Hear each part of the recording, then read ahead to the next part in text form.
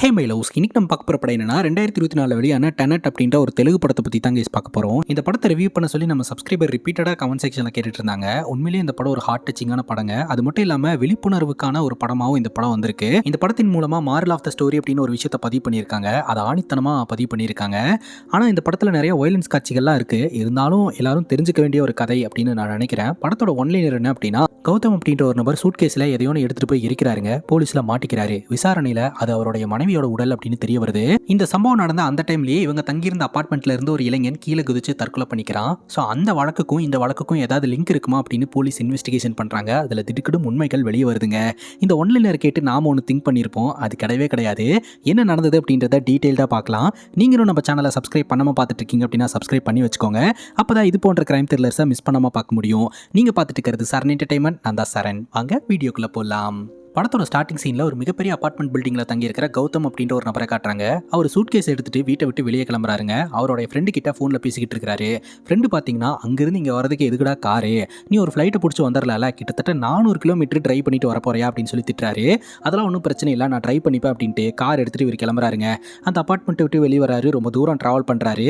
ஹைவேஸை ஒட்டின மாதிரி இருக்கக்கூடிய கிராமத்துக்குள்ளே இந்த காரை விட்டுறாருங்க. காரை கொண்டு போய் ஒரு இடத்துல நிப்பாட்டி காரோட பூட் ஸ்பேஸ்ல இருந்து ஒரு சூட்கேஸ் எடுக்கிறாரு. கூடவே இவர் பெட்ரோலை பார்த்தீங்கன்னா கேனில் வாங்கிட்டு வந்திருக்கிறாரு. அந்த பெட்ரோலை கொண்டு போய் அந்த சூட்கேஸ் மேலே ஊற்றி தீயை வச்சு கொளுத்திடுறாருங்க. அப்புறம் என்ன நினச்சாருன்னே தெரியல, அந்த சூட்கேஸ் கிட்டேயே உட்காந்து அழுவ ஆரம்பிக்கிறாரு. அடுத்த நாள் காலையிலேயே ஆயிடுது. ஊர்க்காரங்கெல்லாம் இதை பார்த்து போலீஸில் இன்ஃபார்ம் பண்ணியிருப்பாங்க போல. போலீஸ்காரங்க அந்த இடத்துக்கு வராங்க. கௌதம் அந்த இடத்த விட்டு தப்பிச்சு போகணும்னு நினைக்கவே இல்லைங்க. அந்த சூட்கேஸ் கிட்டேயே உட்காந்து அந்த சாம்பலெல்லாம் எடுத்து அப்படியே கதறி அழுதுகிட்டு இருக்கிறாரு. போலீஸ்காரங்க வந்து கௌதமை அரெஸ்ட் பண்ணிட்டு போறாங்க.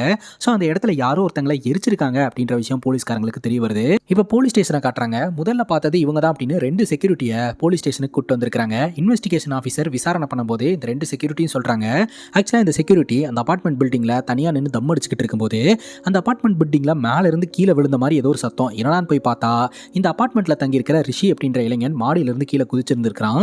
அதுக்கப்புறம் அபார்ட்மெண்ட் செக்யூரிட்டி கிட்ட இன்ஃபார்ம் பண்ணதாகவும் போலீஸ் கிட்ட இன்ஃபார்ம் பண்ணதாகவும் அவர் ஆம்புலன்ஸ் வழியா வந்து ஹாஸ்பிட்டலுக்கு எடுத்துட்டு போனதாகவும் தகவல் தெரிய வருதுங்க. ஸோ இந்த ரிஷி அப்படின்ற இளைஞன் எதனால அந்த அபார்ட்மெண்ட் பில்டிங்ல இருந்து குதிச்சான்னு தெரியல. அந்த டைம்ல தான் பாத்தீங்கன்னா அதே அபார்ட்மெண்ட்ல தங்கி இருக்கிற கௌதம் அவருடைய மனைவியை கொலை பண்ணி சூட்கேஸ்ல எடுத்துட்டு போய் எரிச்சிருக்காரு அப்படின்ற தகவல் தெரிய வருது. இப்போ கௌதம் கிட்ட இன்வெஸ்டிகேஷன் பண்றதுக்காக இன்வெஸ்டிகேஷன் ஆஃபீஸர் வராங்க. என்ன நடந்தது, எதனால இப்படி பண்ணீங்க அப்படின்றத கொஞ்சம் டீடைல்டா சொல்லுங்க அப்படிங்கும்போது கௌதம் அவரோட கதையை சொல்ல ஆரம்பிக்கிறாருங்க. இவர் கஷ்டப்பட்டு மேலே வந்து அதுக்கப்புறம் ஒரு நல்ல ஜாப்ல போய் செட் ஆகுறாருங்க. ஆனா ஜாப்ல பாத்தீங்கன்னா ஆரம்ப காலகட்டத்தில் பயங்கரமான ப்ரெஷர் இருந்திருக்குது.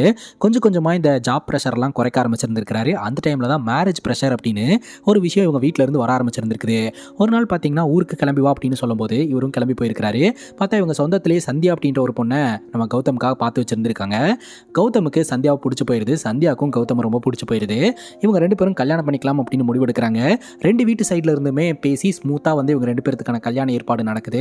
கல்யாணமும் நல்லபடியா நடந்து முடியுதுங்க. கௌதமுக்கு ஒர்க்கெல்லாம் சிட்டியில் இருக்கிறதுனால இவங்க சிட்டியில் இருக்கக்கூடிய ஒரு மிகப்பெரிய அபார்ட்மெண்ட் பில்டிங்ல ஒரு ஃபிளாட்ல தங்கி வாழ்க்கையை தொடங்க ஆரம்பிக்கிறாங்க. கௌதம் ஒர்க்குக்கு போவாரு, சந்தியா ஹவுஸ் ஒய்ஃபா வீட்டில் இருப்பாங்க. இவங்க 2 பேரும் ஒரு நாள் வீட்டுக்கு தேவையான பொருளெல்லாம் வாங்குறதுக்காக சூப்பர் மார்க்கெட்டுக்கு போறாங்க. அப்பதான் சந்தியாவை பத்தின ஒரு சீக்கிரட்டே நமக்கு தெரிய வருதுங்க.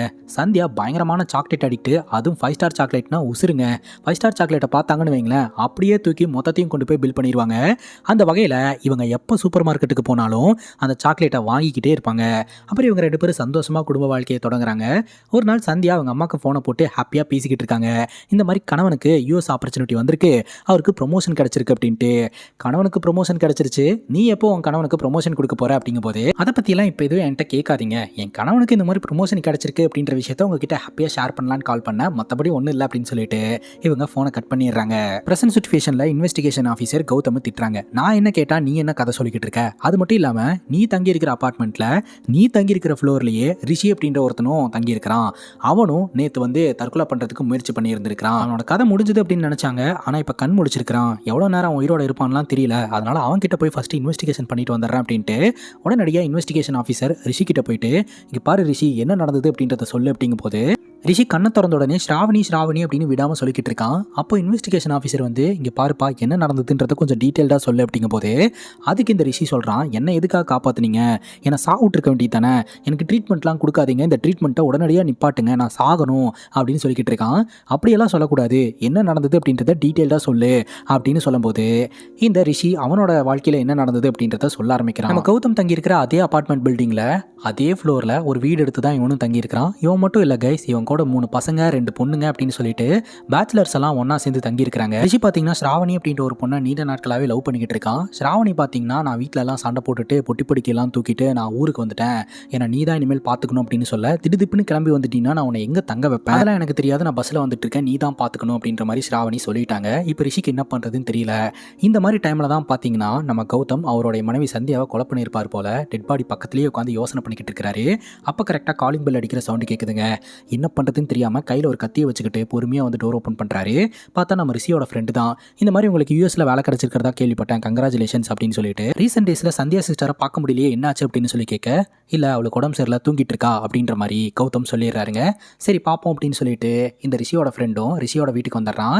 ரிஷியோட ஃப்ரெண்ட்ஸ் 3 பேர் பார்த்தீங்கன்னா அப்படியே சரக்க போட்டுட்டு ஜாலியாக பேசிட்டு உட்காந்துக்கிட்டு இருக்காங்க. கௌதமுடைய நடவடிக்கையில் ஒரு மாதிரி மாற்றம் தெரியுதா அப்படின்னு பேசிட்டு வந்தவன் சொல்கிறான். இன்னொருத்தன் பார்த்தீங்கன்னா பக்காவாக ப்ரிடிக்ஷன்லாம் மேக் பண்ணுவான். அந்த வகையில் அவன் பொண்டாட்டியை கொலை பண்ணிட்டு மறைச்சு வச்சுக்கிட்டு இருக்கிறான்டா, அதனால தான் இப்படி பேசிக்கிட்டு இருக்கான் அப்படின்ற மாதிரி சும்மா ஜாலியாக பேசுகிறான். அதே சமயம் ரிஷி வந்து நம்மக்கிட்ட இதெல்லாம் சொல்ல போகிறான் பாரு அப்படின்னு சொல்லிட்டு ப்ரிடிக்ட் பண்ணால் அதே மாதிரியே ரிஷி வந்து சொல்கிறாரு, இந்த மாதிரி ஸ்ராவணி கிளம்பி வராடா, இப்போ அவள் தங்குறதுக்கும் ஃபுட்டுக்கும் என்ன பண்ணுறதுன்னு எனக்கு தெரியல அப்படின்ட்டு. இப்போ ரிஷியோட கேர்ள் ஃப்ரெண்டான ஸ்ராவணி கிராமத்துலேருந்து சிட்டிக்கு பஸ்ஸில் வந்துக்கிட்டு இருக்காங்க. என்ன ரீசன்னால இப்படி திடுதிப்புன்னு கிளம்பி வந்துட்டாங்க அப்படின்றதுக்கான காரணத்தை நம்ம கிட்ட காட்டுறாங்க. ஸ்ராவணிக்கு அம்மா கிடையாது, அப்பா மட்டும்தான். ஆனால் 3 அத்தைங்க அம்மா மாதிரி இருந்து ஸ்ராவணியை பார்த்துக்கிட்டு இருந்திருக்காங்க. 3 அத்தைங்களுக்கும் ஒரு பையன் இருக்கான். ஒவ்வொருத்தரும் நல்லா படித்து ஒரு கண்ட்ரியில் செட்டில் ஆயிட்டானுங்க. உனக்கு எந்த கண்ட்ரி பிடிச்சிருக்குன்னு சொல்லுமா, அந்த கண்ட்ரியில் இருக்கிற பையனையே நீ கல்யாணம் பண்ணி செட்டில் ஆயிருவியாமா அப்படின்னு சொல்ல, இப்படியெல்லாம் கூட மாப்பிள்ளையை தேர்ந்தெடுப்பாங்களா, எனக்கு இதெல்லாம் வேண்டாம், எனக்கு 3 பேர்த்தையுமே பிடிக்கும், கொஞ்சம் டைம் கொடுங்க, நான் யோசிச்சு சொல்கிறேன் அப்படின்ற மாதிரி ஸ்ராவணி சொல்லிடுறாங்க. ஆக்சுவலாக ஸ்ராவணி ரிஷியை லவ் பண்ணிட்டு இருக்காங்க இல்லையா, அதனால ரிஷி கூட தான் வாழணும்னு நினைக்கிறாங்க. இதை புரிஞ்சுக்கிட்ட ஸ்ராவணியோட அப்பா பார்த்தீங்கன்னா, உன்னோட 3 அத்தைங்களும் அவங்களோட பையனுக்கு உன்னை கல்யாணம் பண்ணி வைக்கணும் அப்படின்னு நினைக்கிறதுக்கு காரணம் அவங்க பையனுக்கு ஏதோ பொண்ணு கிடைக்கல அப்படின்றதுக்கான காரணம் எல்லாம் கிடையாது, என் மேலே வச்சிருக்கக்கூடிய பாசம், நம்ம அண்ணன் பொண்ணை கல்யாணம் பண்ணி வச்சு நம்ம சந்தோஷமா அந்த பொண்ணை பார்த்துக்கணும் அப்படின்னு தான் நினைக்கிறாங்க. உனக்கு அந்த பையன் தான் வேணும் அப்படின்னு நீ நினைச்சீங்கன்னா உனக்கு அந்த பையன் மட்டும்தான் கிடைப்பான். ஆனால் உன்னோட 3 அத்தையில ஏதோ ஒரு அத்தையோட பையனை நீ கல்யாணம் பண்ணிக்கிட்டேன்னு வையன், உனக்கு ஒரு நல்ல வாழ்க்கை நல்ல குடும்பம் எல்லாமே இருக்கும், அந்த ஒருத்தனுக்காக மொத்த குடும்பத்தையும் நீ இழந்துராத அப்படின்னு நம்ம ஸ்ராவணியோட அப்பா சொல்லியிருக்கிறாரு. ராத்திரியே பார்த்தீங்கன்னா ரிஷிக்கு ஃபோனை போட்டு, நான் இங்கே இருந்தேன்னா என்னோட அத்தை பையனுக்கு கல்யாணம் பண்ணி வச்சிருவாரோன்னு எனக்கு பயமாக இருக்குது, அதனால் நான் உடனடியாக கிளம்பி ஹைதராபாத் வந்துடுறேன், நீ நாங்கள் வச்சு பார்த்துக்க அப்படின்ற மாதிரி ஸ்ராவணியை பார்த்தீங்கன்னா ரிஷிக்கு ப்ரெஷர் போட்டு உடனடியாக திடுதிப்புன்னு கிளம்பி போயிருந்துருக்காங்க. ஆனால் ஸ்ராவணியோட அப்பா பார்த்தீங்கன்னா ஸ்ராவணி கிட்ட மட்டும் பேசினதோடு இல்லாமல் ரிஷியோடைய அம்மாவையும் நேரடியாக மீட் பண்ணி, உங்கள் பையனும் எங்கள் பொண்ணும் லவ் பண்ணிக்கிட்டு இருக்காங்க, அதில் எங்களுக்கு உடன்பாடு இல்லை அப்படின்றத தாண்டி எங்கள் பொண்ணை என் தங்கச்சி பையனில் யாரோ ஒருத்தருக்கு கல்யாணம் பண்ணி வைக்கணும்னு நான் நினைக்கிறேன், ஸோ அப்படி கல்யாணம் நடந்தது அப்படின்னா பொண்ணு பக்கத்துலேயே இருப்பா, அதனால தான் இதை உங்கள் பையன்கிட்ட புரிய வச்சு அவங்களோட ரிலேஷன்ஷிப்பை இதோட நிப்பாட்டிக்க சொல்லுங்கள், அதை மீறியும் அவங்க 2 பேரும் ஒன்றா இருப்போம் அப்படின்னு ஸ்ட்ராங்காக இருந்தாங்கன்னா எனக்கு எந்த பிரச்சனையும் இல்லை, நம்மளே சேர்த்து வச்சுருவோம், அவங்க ஆசை தானே end of the day, but ஆரம்பத்தில் இப்படி சொல்லி பாருங்க அப்படின்ற மாதிரி நம்ம ஸ்ரீவாணியோட அப்பா சொல்லியிருந்துருக்கிறாருங்க. அதாவது எங்களோட முடிவு இதை மீறி நீ ஒரு முடிவு எடுக்கிற அப்படின்னா அந்த முடிவுக்கு நாங்கள் சப்போர்ட் பண்ணுறோம் அப்படின்ற மாதிரி தான் ஸ்ரீவாணியோட அப்பா கொஞ்சம் டீசெண்டாக வந்து சொல்லியிருக்காரு. உடனே ரிஷியோட அம்மா ரிஷிக்கு ஃபோனை போட்டு அந்த பொண்ணை ஊருக்கே திரும்ப அமிச்சிடுறா, அவங்க அப்பா ரொம்ப டீசெண்டாக வந்து பேசிட்டு போறாரு அப்படின்னு சொல்ல, இல்லம்மா அவன் நான் சொல்கிற பேச்சே கேட்க மாட்டேன்றா, அவளே கிளம்பி வந்துட்டா அப்படின்னு சொல்லிட்டு ஒரு ஃபோனை கட் பண்ணிட்டு இப்போ இந்த பொண்ணை எங்கே தங்க வைக்கிறதுன்னு யோசனை பண்ணிட்டு அப்போ தான் கௌதமோட ஞாபகம் வருது. கௌதமோடைய மனைவி சந்தியா கூட தங்க வச்சுக்கலாம் அப்படின்னு கௌதம் கிட்ட பர்மிஷன் கேட்கும்போது 2 நாள் என்ன 2 மாதம் கூட தங்க வச்சுக்க, இன்னைக்கு ஈவினிங் நான் வந்து யூஎஸ் போயிடுவேன், சாவி கொடுத்துட்டு போகிறேன் அப்படின்ற மாதிரி சொல்லிடுறாருங்க. இப்போ ப்ரெசன்ட் சிச்சுவேஷனில் இன்வெஸ்டிகேஷன் ஆஃபீஸர் நேராக நம்ம கௌதம் கிட்ட வந்து இன்வெஸ்டிகேஷனை தொடங்குறாங்க. கௌதம் பார்த்தீங்கன்னா இப்போ கதையை சொல்ல ஆரம்பிக்கிறாருங்க. ஆரம்ப காலகட்ட திருமண வாழ்க்கை ரொம்ப நல்லபடியாக போயிட்டு இருந்துச்சு இல்லையா, போக போக சந்தியா பேசுகிறதே நிப்பாட்டிட்டாங்க, ஒழுங்காக இவங்க 2 பேர்த்துக்குள்ளே கம்யூனிகேஷனே இல்லாமல் போயிடுது. அதுவும் லாஸ்ட் 1 மந்த்தாக பார்த்தீங்கன்னா ஒவ்வொரு நாளும் பார்த்தீங்கன்னா ஒவ்வொரு மாதம் போகிற மாதிரி இருந்திருக்குது, ஒரு மாதமே வந்து பல மாதம் போகிற மாதிரி இருந்திருக்கு. இவங்க 2 பேர்த்துக்குள்ளே எந்த ஒரு கம்யூனிகேஷனுமே இல்லை, ஏதாவது ஒரு பேசணும்னு நினச்சாலும் சந்தியா ப்ராப்பராக ரெஸ்பான்ஸே பண்ணுறது கிடையாது. கௌதம்குள்ளே 1000 கேள்வி ஓடிக்கிட்டு இருக்கு, நம்ம என்ன பண்ணோம், எதனால் அப்படி சந்தியா நம்ம கூட பேசுகிறதே கிடையாது, அது மட்டும் இல்லாமல் நமக்கு தெரியாமல் அவள் ஏதாவது மறைக்கிறாளா அப்படின்ட்டு வீட்டில் வேலைக்காரங்க வேலை பார்க்கறதுக்காக வராங்க, அவங்க கிட்ட சந்தியா பேசுகிறாங்க, ஆனால் கௌதம் கிட்ட பேசுறது இல்லை. அப்புறம் காலையில் ஆஃபீஸ்க்கு கிளம்பி போகும்போதும் ஒன்றும் கண்டுக்கிறது கிடையாது, ரிட்டன் வீட்டுக்கு வந்தாலும் ரூமை லாக் பண்ணிக்கிறாங்க, ரூம்குள்ளேயே கௌதம் அலோவ் பண்ணுறது கிடையாது, இப்படியே போயிட்டு இருந்திருக்குது. ஸோ இப்போ ப்ரெசன்ட் சிச்சுவேஷனில் இன்வெஸ்டிகேஷன் ஆஃபீஸர் உன் பொண்டாட்டியை சந்தேகப்பட்டு நீ கொலை பண்ணிட்ட கரெக்டா அப்படின்ற மாதிரி கேள்வி கேட்குறாங்க. அப்படி தான் விஷுவலாகவும் நம்மக்கிட்ட காட்டுறாங்க. அங்கே கட் பண்ணால் இந்த ரிஷியோட விர்ஷன்லேருந்து நம்மக்கிட்ட கதை மூவ் ஆக ஆரம்பிக்குது. ரிஷியோட கேர்ள் ஃப்ரெண்டான ஸ்ரீவாணி பார்த்தீங்கன்னா ஊருக்கு கிளம்பி வந்துட்டாங்க. உன்னை யார் அவசரப்பட்டு இங்கே வர சொன்னது அப்படின்ற மாதிரி ரிஷி பார்த்தீங்கன்னா ஸ்ரீவாணி கிட்ட சத்தம் போடுறாரு. அப்புறம் உடனே ஸ்ரீவாணியோட அப்பா கால் பண்ணும்போது ஸ்ரீவாணி பயப்படுறாங்க. அப்போ ரிஷி தான் அட்டன் பண்ணி பேசுகிறாரு. அப்போ ஸ்ரீவாணியோட அப்பா பார்த்தீங்கன்னா ஓ அங்கே கிளம்பி வந்துட்டாளா, அவளை பத்திரமா பார்த்துக்கப்பா, அவ்வளோ தூரம் பேசியும் அவள் நீ தான் வேணும் அப்படின்னு ஸ்ட்ராங்காக நிற்கிறானா, எனக்கு எந்த ஒரு உடன்பாடும் கிடையாது, உங்கள் 2 பேர்த்துக்கும் நாங்களே கல்யாணம் பண்ணி வைக்கிறோம், அவளை பத்திரமா அமுச்சு வச்சிரு, இல்லை நாளைக்கு நாங்களே வந்து கூப்பிட்டு போயிடுறோம் அப்படின்ற மாதிரி நம்ம ரிஷியோட மாமனார் சொல்லிடுறாருங்க.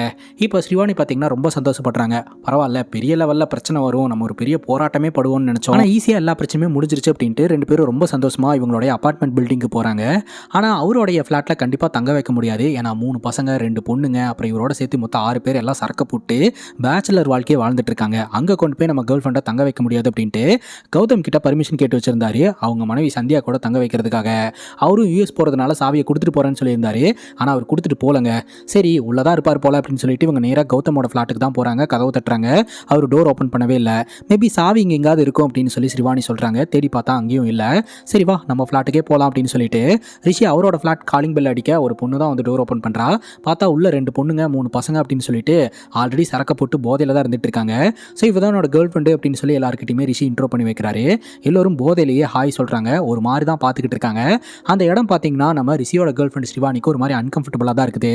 அப்புறம் சிவானி ரூம்குள்ளே போனதுக்கப்புறம் தான் கொஞ்சம் கம்ஃபர்டபுளாகவே ஃபீல் பண்ணுறாங்க. ரூம் வரைக்கும் நீ காமிச்சிட்ட, இதுக்கு மேலே நீ ரூம்குள்ளே இருக்காத, வெளியே போ, நான் வந்து குளிச்சுட்டு ட்ரெஸ் சேஞ்ச் பண்ணிட்டு வரேன் அப்படின்னு சொல்லிட்டு சிவானி குளிச்சுட்டு ட்ரெஸ் சேஞ்ச் பண்ணுறதுக்காக போயிடுறாங்க. வெளியே எல்லோரும் ஒன்றா உட்காந்து சரக்கு போட்டுட்டு இருக்காங்க. அதில் ஒருத்தர் எனக்கு சிக்கன் வேணும், சிக்கன் சாப்பிட்டே ஆகணும் அப்படின்ற மாதிரி சொல்லிக்கிட்டு இருக்காரு. ஃப்ரிட்ஜில் ராமிட்டு இருக்கு, ஆனால் சமைக்கிறதுக்கு ஆள் இல்லை அப்படிங்கும்போது ஸ்ரீவாணி எனக்கு நல்லா சிக்கன் சமைக்க தெரியும், ஆனால் ஒரு கண்டிஷன், யாருமே கிச்சன் பக்கமே வரக்கூடாது, நானே சமைச்சு எடுத்துகிட்டு வருவேன் அப்படின்னு சொல்லி எல்லோருக்கும் சமைச்சு எடுத்துகிட்டு வந்து கொடுத்து எல்லாரும் சரக்க போட்டுட்டு சிக்கன்லாம் சாப்பிட்டு என்ஜாய் பண்ணியிருக்காங்க. இப்போ அப்படியே இன்வெஸ்டிகேஷன் ஆஃபீஸர் கௌதம் கிட்ட கேட்கும்போது கௌதம் பார்த்தீங்கன்னா ஒரு நாள் நம்ம சந்தியாவை நிப்பாட்டி நீ எதுக்கு என் கூட பேச மாட்டேன்ற, என்னன்றதை டைரெக்டாக சொல்லிடு, நான் ஏதாவது தப்பு பண்ணிட்டேனா இல்லை நீ ஏதாவது தப்பு பண்ணிட்டியா, இல்லை நீ எல்லாம் தப்பு பண்ணுறதுக்கு வாய்ப்பே கிடையாது அப்படின்னு சொன்ன உடனே நம்ம சந்தியா கௌதமாக ஹக் பண்ணி பயங்கரமாக அழுவ ஆரம்பிச்சிடுறாங்க. என்னாச்சு சந்தியா, ஏன் இப்படி அழுதுட்டு இருக்க அப்படின்னு சொல்லி கேட்க அப்போ தான் சந்தியா என்ன நடந்தது அப்படின்றதையே சொல்ல ஆரம்பிக்கிறாங்க. ஒரு நாள் சந்தியா அவங்க ஃப்ளாட்டில் இருக்கும்போது இந்த ரிஷியோட ஃப்ளாட்டில் இருக்கக்கூடிய ஒரு பொண்ணு வேகமாக ஓடி வந்து அர்ஜென்ட்டாக மொபைல் தேவைப்படுது, ஃபோன் கொடுங்கன்னு சொல்லிட்டு அவங்க ஃப்ரெண்டு கிட்ட ஃபோனில் பேசிட்டு அங்கேருந்து கிளம்புறதுக்கு முன்னாடி சந்தியா கூட இன்ட்ரோ ஆயிருக்காங்க. அதுக்கப்புறம் மறுபடியும் சூப்பர் மார்க்கெட்டில் இவங்க மீட் பண்ணியிருந்திருக்காங்க. இவங்களுக்கு 5 ஸ்டார்லாம் ரொம்ப பிடிக்கும் அப்படின்றதெல்லாம் இவங்க 2 பேரும் தெரிஞ்சு வச்சிருக்காங்க. சரி பக்கத்தில் இருக்கிறோம், ஃப்ரெண்ட்ஷிப்பை மேக் பண்ணிக்கலாம் அப்படின்னு சொல்லிட்டு சந்தியாக்காக பார்த்தீங்கன்னா ட்ரெஸ் எல்லாம் கொண்டாந்து கிஃப்டாக ப்ரெசென்ட் பண்ணியிருந்திருக்காங்க. அந்த ட்ரெஸ்ஸை வியர் பண்ண சொல்லி அந்த ட்ரெஸ் உண்மையிலேயே சூப்பராக இருக்கு, கௌதம் கொடுத்து வச்சவர், நீங்கள் ரொம்ப அழகாக இருக்கீங்க அப்படின்ட்டு இந்த 2 பொண்ணுங்களும் பார்த்தீங்கன்னா சந்தியா கிட்ட ஃப்ளோட் பண்ணி இருந்திருக்காளுங்க. ஒரு நாள் பார்த்தீங்கன்னா இந்த பொண்ணுங்க 2 பேரும் பர்த்டேன்னு சொல்லிட்டு சந்தியா கிட்ட பேசுறதுக்காக வந்திருக்காங்க. அப்போ சந்தியா பார்த்தீங்கன்னா சாரியில் தான் வந்திருப்பாங்க. வந்துட்டு இந்த மாதிரி ஹாப்பி பர்த்டேன்னு சொல்ல இதோட நிப்பாட்டிப்பீங்களா, எனக்கு எதுவும் தரமாட்டீங்களா, என் கிஃப்ட்டை நானே எடுத்துக்கிறேன் அப்படின்னு சொல்லிட்டு அவங்க வீட்டில் வச்சிருக்கிற 5 ஸ்டார் எடுத்துப்பாங்க. அதுக்கப்புறம் ஜாலியாக பேசிட்டு சரி பர்த்டேக்கு கிஃப்டெல்லாம் தர வேண்டாம், நீங்கள் வந்து நான் கூப்பிட்ற பார்ட்டிக்கு வாங்க அப்படின்னு சொல்ல அதெல்லாம் முடியாது அப்படின்ற மாதிரி சந்தியா சொல்லிடுறாங்க. சரின்னு சொல்லிட்டு இந்த பொண்ணுங்க 2 பேரும் கிளம்பி போயிட்டாங்க. அப்போவே பார்த்தீங்கன்னா சந்தியாவுக்கு ஒரு மாதிரி கேர் ஆக ஆரம்பிச்சிருந்துருக்குது. அப்படியே மயக்கம் போட்டு விழுக அப்போ கரெக்டாக ரிஷியோட ஃப்ளாட்டில் இருக்கக்கூடிய ஒருத்தன் உள்ள நுழைஞ்சு சந்தியாவை தூக்கிட்டு போயிட்டு சந்தியா கிட்ட அத்துமீறலில் ஈடுபட்டிருக்கிறான். ஸோ அது எப்படி நடந்தது அப்படின்னு பார்த்தீங்கன்னா இந்த பொண்ணுங்க தான் வந்து அவனுக்கு வழிவகுத்து தந்திருக்காங்க. இந்த பொண்ணுங்க 2 பேரும் சந்தியா கிட்ட பேசிட்டு அவங்க ஃப்ளாட்டில் போயிட்டு சந்தியாவை பற்றி ஆஹா ஓஹோன்னு புகழ்ந்து பேசுறது, அவங்களோட ட்ரெஸ்ஸிங் சென்ஸை பற்றி பேசுறது, இந்த கௌதம் கொடுத்து வச்சவன் அப்படின்ற மாதிரி பேசுறது, அந்த மாதிரிலாம் பேச பார்த்தீங்கன்னா இந்த ரிஷியோட ஃப்ரெண்ட் ஒருத்தனுக்கு பயங்கரமாக டெம்ட் ஆயிடுது. அதனால் பார்த்தீங்கன்னா இந்த 2 பொண்ணுங்க மூலமாகவே வந்து அந்த 5 ஸ்டாரில் இன்ஜெக்ட் பண்ண வச்சு அந்த இன்ஜெக்ட் பண்ண 5 ஸ்டார் பார்த்தீங்கன்னா சந்தியா சாப்பிட்ருவாங்க. அதனால் சந்தியா மயக்கம் போட்டு விழுந்துருவாங்க. ஸோ அந்த ஒரு சூழ்நிலையை தனக்கு சாதமாக பயன்படுத்திக்கிட்டு ரிஷியோட ஃப்ரெண்டு சந்தியா கிட்ட அத்துமீறலில் ஈடுபட்டு இருந்திருக்கிறான். அது மட்டும் இல்லாமல் சந்தியா கிட்ட இங்கே பாரு, இன்னைக்கு நாள் நீ நடந்ததாகவே நினைக்காத, உன்னோட லைஃப்பில் இந்த ஒரு நாளை மறந்துரு, கேஷுவலாக இனிமேல் இரு அப்படின்னு சொல்லிட்டு போயிட்டான். அதுக்கப்புறம் ரொம்ப நாளாக சந்தியா வெளியே வரதே கிடையாது. அப்புறம் தான் பார்த்தீங்கன்னா அவன் போயிட்டு நம்ம கௌதம் கிட்ட உங்களுக்கு யூஎஸில் வேலை கிடைச்சிருக்கிறதா கேள்விப்பட்டேன், கங்க்ராச்சுலேஷன்ஸ், அப்புறம் இந்த சந்தியா சிஸ்டரை பார்க்கவே முடியறது இல்லையே அப்படின்னு நல்ல மாதிரி கேட்டிருந்திருக்கிறான். இந்த விஷயம்லாம் தெரியாத கௌதம் பார்த்தீங்கன்னா அவளுக்கு உடம்பு சரியில்லை அப்படின்ற மாதிரி சொல்லி டோர் லாக் பண்ணியிருக்கிறாரு. அந்த டைமில் சந்தியாக்கு இன்னமும் ஒன்று ஆயிருக்கு அப்படின்றது நமக்கு தெரிய வருதுங்க. இந்த விஷயம் எல்லாத்தையுமே பார்த்தீங்கன்னா சந்தியா நம்ம கௌதம் கிட்ட சொல்லி முடிக்கும் போது கௌதமுக்கு தூக்கி வாரி போட்டுருதுங்க. ஒரு பக்கம் சந்தியா அழுதுகிட்டு இருக்காங்க, இன்னொரு பக்கம் கௌதம் மனசுடைஞ்சு போய் அழுதுகிட்டு இருக்கிறாரு. இந்த சூழ்நிலையில தான் பார்த்தீங்கன்னா இன்னொரு சம்பவம் நடக்குது. அது என்ன அப்படின்னு பார்த்தீங்கன்னா ரிஷியோட வெர்ஷன்லேருந்து வருதுங்க. ரிஷி தன்னோட கேர்ள் ஃப்ரெண்டை கூட்டிகிட்டு வந்து கேர்ள் ஃப்ரெண்ட் பார்த்தீங்கன்னா எல்லாருக்கும் சிக்கன்லாம் சமைச்சு கொடுத்துட்டு இருக்க, ரிஷியும் கேர்ள் ஃப்ரெண்டும் பார்த்தீங்கன்னா உள்ள உட்காந்து பேசிக்கிட்டு இருப்பாங்க. அதில் இந்த சந்தியா கிட்ட அத்துமீறல் ஈடுபட்டான் இல்லையா, அவனுக்கு ரிஷியோட கேர்ள் ஃப்ரெண்டான சிவானி மேலேயும் ஆசை வருதுங்க. நேராக ரூம்குள்ளே வந்துட்டு நம்ம ரிஷி கிட்ட கொஞ்ச நேரம் வெளியே வெளியிடுறா அப்படின்னு சொல்ல, என்னது அப்படின்னு கேட்க டக்குன்னு ரிஷியோட சட்டையை பிடிச்சி வெளியே தள்ளிட்டு உள்ளே போய் டோரை லாக் பண்ணிடுறான். ஸ்ரீவாணி பார்த்தீங்கன்னா வசமாக அவன் கிட்ட மாட்ட, அவன் கிட்ட இருந்து தப்பிக்க முடியாமல் அவன் மூலமாக பாலியல் வன்புணர்வுக்கு உள்ளாக்கப்படுறா. வெளியே வந்த உடனே ரிஷி பார்த்தீங்கன்னா அவனை போட்டு அடி நடிச்சுக்கிட்டு இருக்கும்போது அவன் சிரிக்கிறான். பார்த்தா வெளியே இருந்த இன்னொருத்தன் உள்ளே போகிறான், அதுக்கப்புறம் இன்னொருத்தன் உள்ளே போகிறான் அப்படின்னு சொல்லிட்டு அங்கே இருக்கக்கூடிய ரிஷியோட பெஸ்ட் ஃப்ரெண்ட்ஸ்னாலேயே ஸ்ரீவாணிக்கு பாலியல் வன்புணர்வு நடக்குதுங்க. அங்கே இருக்கிற அந்த பொண்ணுங்க எதுவுமே கண்டுக்காமல் போதையில் இருக்காளுங்க. ஒரு கட்டத்துக்கு மேலே ரிஷிக்கு வந்தது பாருங்க கோபம். அங்கே இருக்கிற பொருளெல்லாம் எடுத்து அடின்னு அடிச்சு 2 பேர்த்தோட கண்ணை நோண்டி வெளியே எடுத்து சிலிண்டரை தூக்கிட்டு வந்து மண்டையிலேயே போட்டு சாவடிச்சு இந்த சம்பவம்லாம் நடக்கும்போது அந்த 2 பொண்ணுங்க பயந்து போய் அந்த வீட்டை விட்டு வெளியே ஓடிடுறாளுங்க. ரிஷி பார்த்தீங்கன்னா தான் காதலிக்கிட்ட அத்துமீறலில் ஈடுபட்ட ஃப்ரெண்ட்ஸை கொலை பண்ணிடுறாருங்க. அப்படியே உள்ளிருந்து ஸ்ரீவாணி எந்திரிச்சு வெளியே வராங்க. அவங்க முகம் உடம்பு எல்லாமே ரத்தமாக இருக்குது. இங்கே பாரு ஸ்ரீவாணி, எல்லாத்தையும் நம்ம பார்த்துக்கலாம், எல்லாத்தையும் நான் சால்வ் பண்ணுறேன், நீ ஒன்றும் கவலைப்படாத அப்படின்ற மாதிரி பேசுகிறாரு. ஆனால் ஸ்ரீவாணினால் இதை தாங்கிக்கவே முடியலங்க. திடீர்னு அந்த பில்டிங்லேருந்து அப்படியே கீழே குதிச்சிட்றா. ஸ்ரீவாணி பின்னாடியே ரிஷியும் பார்த்தீங்கன்னா அப்படியே கீழே குதிச்சிட்றாரு. 2 பேருமே பார்த்தீங்கன்னா மாடியிலேருந்து அட் அ டைமில் கீழே விழுந்திருப்பாங்க. ஸ்பாட்லேயே நம்ம ஸ்ரீவாணி இறந்து போயிட்டா. ரிஷி பார்த்தீங்கன்னா உயிருக்கு போராடிட்டு இருந்திருக்கிறாரு. உடனடியாக ஹாஸ்பிட்டலில் கொண்டாந்து அட்மிட் பண்ணியிருக்கிறாங்க. ஆக்சுவலாக படத்தோட ஸ்டார்டிங் சீனெல்லாம் மாடியிலேருந்து கீழே குதிச்சது ரிஷியும் ஸ்ரீவாணியும் தான். ஆனால் நம்மக்கிட்ட இந்த படத்தை சஸ்பென்ஸ் த்ரில்லர் மாதிரி கொண்டு போகணும் அப்படின்றதுக்காக நம்ம ரிஷியை மட்டுமே காமிச்சிருந்திருப்பாங்க, ஸ்ரீவாணியை பற்றி காமிச்சிருக்க மாட்டாங்க. ஸ்ரீவாணியை கூட்டிகிட்டு போகிறதுக்காக ஸ்ரீவாணியோட அப்பா இங்கே வந்திருக்கிறாருங்க. வந்தவருக்கு இந்த ஒரு அதிர்ச்சி செய்தி இதை கேட்டு இவங்கெல்லாம் மிரண்டு போயிடுறாங்க. ஸோ இந்த ஒரு சூழ்நிலையில் பார்த்தீங்கன்னா ரிஷி ஹாஸ்பிட்டல் அட்மிட் செய்யப்பட்டிருக்கிறாரு. இந்த விஷயத்தையெல்லாம் சொல்லி முடிச்சுட்டு ரிஷியும் இறந்து போயிடுறாரு. ரிஷி மற்றும் ஸ்ரீவாணியோட டெட் பாடியை அவங்க குடும்பத்தினர்கள் கிட்ட ஒப்படைச்சிடுறாங்க. அதே சமயம் கௌதம் பார்த்தீங்கன்னா இந்த விஷயத்தை தெரிஞ்சுக்கிட்டு சந்தியாவை கொலை பண்ணிட்டாரோ அப்படின்ற மாதிரி தான் போலீஸ்காரங்க நினைக்கிறாங்க. இப்படி பேசிக்கிட்டு இருக்கும்போதே இன்வெஸ்டிகேஷன் நடந்துகிட்டு இருக்கும்போதே இன்வெஸ்டிகேஷன் ஆஃபீஸரோடைய கன் எடுத்து கௌதம் டக்குன்னு அவரே ஷூட் பண்ணி இறந்து போயிடுறாரு. எண்ட் ஆஃப் த டே சந்தியா இறந்து போன விஷயம் இன்னும் மர்மமாகவே இருந்துட்டு இருக்குங்க. இன்வெஸ்டிகேஷன் படி சந்தியாவுக்கு இந்த மாதிரி ஒரு விஷயம் நடந்ததை கௌதம்னால தாங்கிக்க முடியல. அதனால கௌதம் சந்தியாவை கொலை பண்ணிட்டு கடைசியில் அவரும் தற்கொலை பண்ணி இறந்து போயிட்டு தான் நினைக்கிறாங்க. அண்ட் சந்தியாவை எரிச்சாங்க இல்லையா, அந்த இடத்துக்கு போய் பார்க்கும்போது அந்த இடத்துல உங்களுக்கு ஒரு லெட்டர் கிடைக்குதுங்க. அந்த லெட்டரை எடுத்து படித்து பார்த்தா இன்வெஸ்டிகேஷன் ஆஃபீஸருக்கு பயங்கர ஷாக்கு. ஆக்சுவலாக சந்தியாவை கௌதம் கொல்லவெல்லாம் கிடையாது. சந்தியா நடந்த எல்லா விஷயத்தையுமே கௌதம் கிட்ட சொல்லிட்டு இதுக்கு மேலே என்னால் வாழ முடியல, எனக்கு ரொம்ப கஷ்டமாக இருக்குது, என் வாழ்க்கையில் எதுவுமே இல்லை, நீங்கள் என்னோட வாழ்க்கைக்குள்ளே வந்ததுக்கப்புறம் எல்லாமே கிடச்சிது, ஆனால் திடீர்னு ஒரு நாள் எல்லாமே போன மாதிரி இருக்குது, என்னோட வாழ்க்கையவே அவங்க சிதைச்சிட்டாங்க, அதனால் நான் இறந்து போகிறேன், இந்த விஷயத்த நீங்கள் யார்கிட்டையுமே சொல்லக்கூடாது, இன்க்ளூடிங் என்னுடைய பேரண்ட்ஸ் கிட்ட கூட நான் இப்படி தான் இறந்து போனேன், இதனால தான் இறந்து போனேன் அப்படின்ற விஷயத்த சொல்லவே கூடாது அப்படின்னு லெட்டர் எழுதி வச்சுட்டு அவங்க இறந்து போயிருந்திருக்காங்க. ஸோ அவர் பொண்டாட்டி சொன்ன அந்த விஷயத்தை நிறைவேற்றணும் அப்படின்றதுக்காக தான் சந்தியாவோட டெட் பாடியை கொண்டு போய் எரிச்சிட்டு இந்த விஷயத்த யார்கிட்டையுமே சொல்லாமல் இருந்திருக்கிறாரு. இப்போ போலீஸ்காரங்களுடைய இன்வெஸ்டிகேஷனில் அந்த லெட்டர் கிடச்சிருக்குது. அந்த லெட்டர் மூலமாக சந்தியா தற்கொலை பண்ணி தான் இறந்து போயிருக்கிறாங்க அப்படின்ற விஷயம் தெரிய வந்திருக்கு. சந்தியாவுடைய இழப்பை தாங்க முடியாத கௌதமும் தற்கொலை பண்ணி இறந்து போயிட்டாருங்க. இதோட இந்த படம் முடியுது. இந்த படத்தின் மூலமாக அவ்வளோ சீக்கிரம் யாரையுமே நம்பிடாதீங்க, அவங்கள அட்வான்டேஜ் எடுக்க விட்டுறாதீங்க அப்படின்றது தான் சொல்ல வராங்க. இந்த படத்தை பற்றி நீங்கள் என்ன நினைக்கிறீங்க அப்படின்னு உங்களோட கருத்தை கமெண்ட் செக்ஷனில் பதிவு பண்ணுங்கள். அண்ட் இதே மாதிரி வேறு ஏதாவது படத்தை பற்றி பேசணும் அப்படின்னாலும் படத்தோடைய பேரை கமெண்ட் செக்ஷனில் சொல்லுங்கள். இதே மாதிரி வேறு ஒரு நல்ல வீடியோவில் வந்து சந்திக்கிறேன். Love you guys, take care and cheers.